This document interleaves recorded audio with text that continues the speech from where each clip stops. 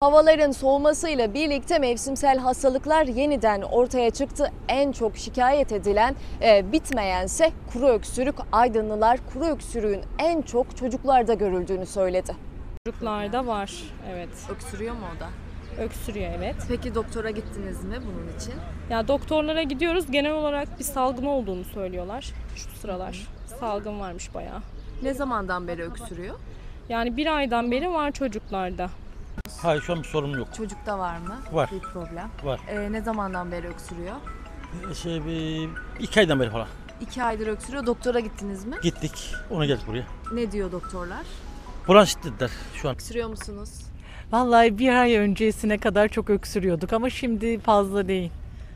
Peki doktora gittiniz mi? Gittik, doktor da yani bu aylarda özellikle birçok virüsün bir arada olduğundan dolayı sık sık görülen bir rahatsız olduğunu söyledi. Çocuk var devam mı? ediyor, evet. Hala Devam ediyor, O ne geçmeyen. zamandan beri öksürüyor? Yaklaşık 1,5 aydan beri öksürüyor. Onun için de doktora gittiniz Gittik, mi? evet, bir ara ateşlendi, hatta antibiyotik tedavisi vardı. Şimdi biraz daha iyi. Ona da söyle. Evet. Merhaba. Sen öksürüyor musun?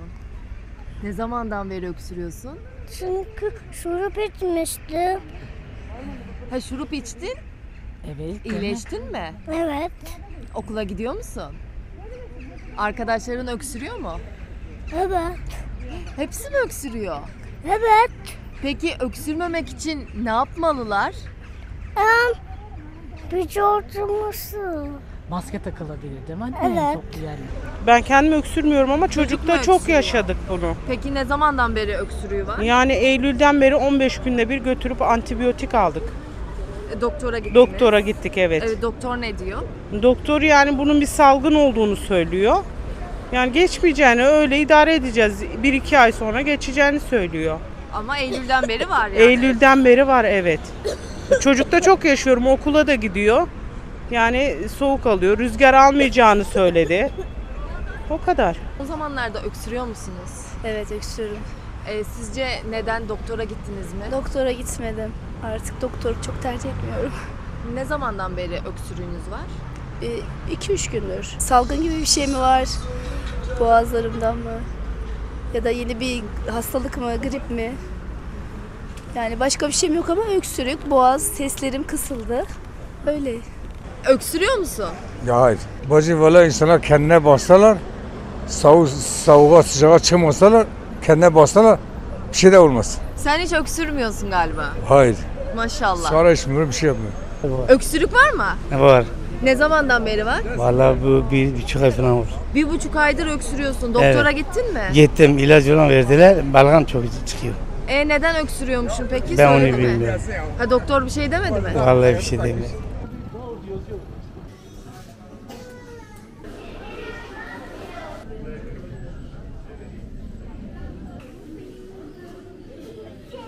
Kuru öksürüğü uzmanlara sorduğumuzda da uzmanların da önerisi bol C vitamini ve bol su içmek.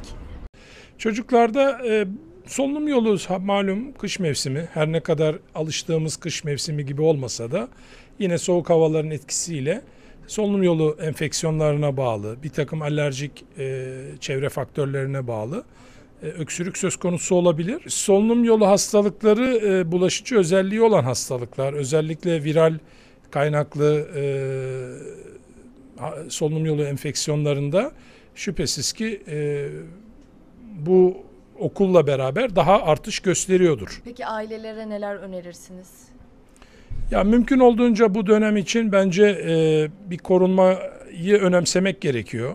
Yani enfeksiyon şüphesi olan, öksürüğü olan çocuğun o birkaç gün içinde okula gitmemesi bence yanlış olmaz. Çünkü o okula gittiği zaman bütün arkadaş grubu, yaşıtlarını da enfekte etme riski doğuyor. Onun dışında bol su tüketmek önemli öksürükte. Çünkü bazen alerjen tozlar da solunum yoluna yapışıp öksürüğü tetikleyebilir. Bol su tüketimi burada faydalı olabilir. Ve şüphesiz ki tabii dirençli hiçbir şekilde geçmeyen bir öksürükte bir doktora görünmelerinde, bir çocuk hastalıkları uzmanına görünmelerinde fayda var. Okul çağı çocukları birbirleriyle sıkı etkileşiyorlar. Solunum yoluyla bulaştığı için bu virüsler, el hijyeni, okulda sık sık yıkamıyorlar. Belki o nedenle birbirlerine, yani onları ayıramazsınız. Temas ediyorlar yakın. Çünkü sosyal bir hepimiz sosyaliz. Çocuklar da daha sıkı ilişki içerisindeler. O nedenle çocuklarda bu çok tetikleniyor ve hatta öğretmen hastalar geliyor bize sürekli. Küçük kreş çocuğu hocaları, öğretmenleri geliyor. Bir bakıyoruz sürekli aynı çocuklar gibi onlarda da sürekli bu etki devam ediyor. Peki bu durumda aileler ne yapmalı sizce? Ne gibi önlemler almalılar? Şimdi bu en güzel aslında konu bu. Bir kere her şeyden önce ta ilk başta, yani bu salgın ilk başladığında grip aşısını normalde bu okul çocukları, sıkı kontakt olan yerlerde çalışan kişiler, mesela sağlık çalışanları, kreş çalışanları, huzurevi çalışanlarının aşılanması gerekiyor. Yani bireysel korunma için. Ayrıca bireysel korunma adına da el hijyenini, işte maske, mesafe, hijyen yani kuralına uymaya devam etmemiz gerekiyordu. Belki sağlıklı beslenme, yani dengeli, işte vitaminlerini, minerallerini düzgün bir şey. Yani mesela sadece karbonhidrattan ziyade çocuklar mesela hep patates kızartması, köfte falan yiyelim ama C vitamini de almaya ihtiyacımız var.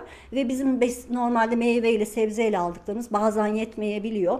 Böyle hafif nezle olduk, grip olduk, soğuk algınlığı var çevremizde, ekstra C vitamini gibi takviyeler de alabiliriz. Çinko, magnezyum gibi minerallere de ihtiyacımız var. Onları da belki biraz desteklersek ve tabii ki hastaysa bir kişi okula gitmesin, istirahat etsin.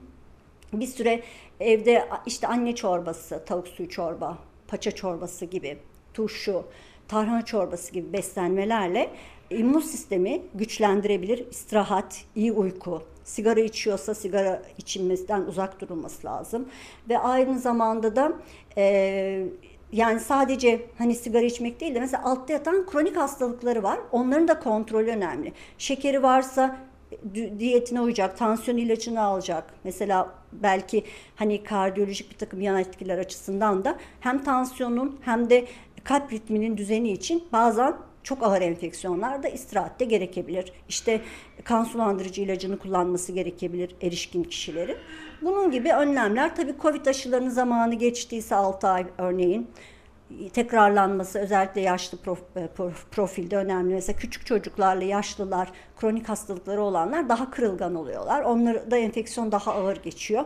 O yaşlı gruba daha bir özen göstererek, ihtimam göstererek tedavilerde dediğim gibi eğer komplikasyon gelişti, sinüzit olduysa belki antibiyotikler de ilave edebilir ama bunun dışında işte nezle ise nezleye yönelik tedaviler olabilir. Sıvı, bol sıvı içilmesi, günde 1,5 litreden fazla. Bunun gibi önlemler öneriyoruz.